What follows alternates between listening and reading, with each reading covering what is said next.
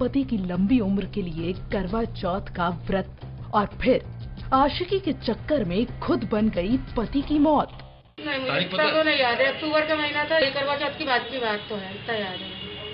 पहले उसे इश्क हुआ, इश्क ने उसे अंधा किया और फिर इस अंधे इश्क में अपने ही पति का कत्ल कर दिया।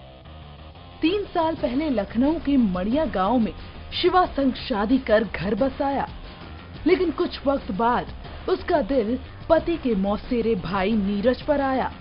नीरज ने भी भाभी से अपना हाले दिल बयां कर दिया और सारी मर्यादाएं टूटती चली गईं। लेकिन जब भाई और बीवी के अवैध रिश्ते की असलियत पति की आंखों के सामने आई तो वो उसी की मौत का सबब बन गई। मधु ने अपने आशिक के साथ मिलकर पहले तो पति के हाथ अपने ही दुपट्टे से बांधे, फिर दोनों ने उसका गला घोंटकर उसे मौत की नींद सुला दिया। लेकिन अभी तो अपने गुनाह के सबूत मिटाने बाकी थे, जिसके लिए दोनों ने मिलकर शिवा के शव के 3 टुकड़े किए और फिर ठिकाने लगाने के लिए उसे सेप्टिक टैंक में डाल दिया।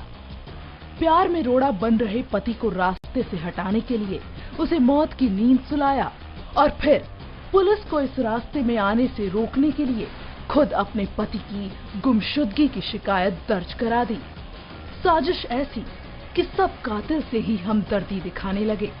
लेकिन जब खुलासा हुआ तो पति से बेवफाई करने वाली मधु ने सारा कसूर अपने आशिक पर मढ़ना शुरू कर दिया। तो मेरी हस्बैंड वाइफ में लड़ाई झगड़े हो रहे थे, तो ऐसे भी शादी के बाद भी हम लोग के बीच में लड़ाई झगड़े होते थे। उस दिन भी ऐसा ही हो रहा था, हम लोग के बीच में लड़ाई झगड़े हो रहे थे।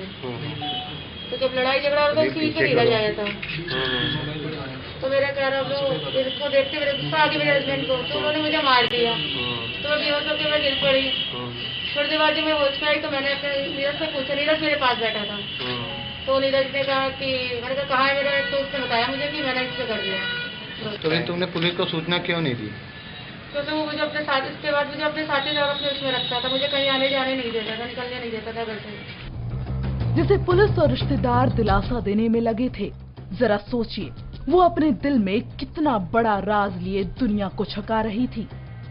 लेकिन अब पुलिस की गिरफ्त में खड़ी है और अब तलाश है उसके आशिक की, जिसने वफा के चक्कर में अपने भाई की बेवफा बीवी का साथ दिया, जो अब उसे कटघरे में खड़ा कर खुद को बचाने की कोशिशें कर रही है।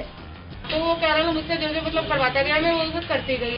अगर तुमने मुंह खोला किसी को बताया बाहर निकल के, तो मैं तुम्हें भी ऐसा कर दूंगा। Video desk, Amar Ujala TV, Lucknow.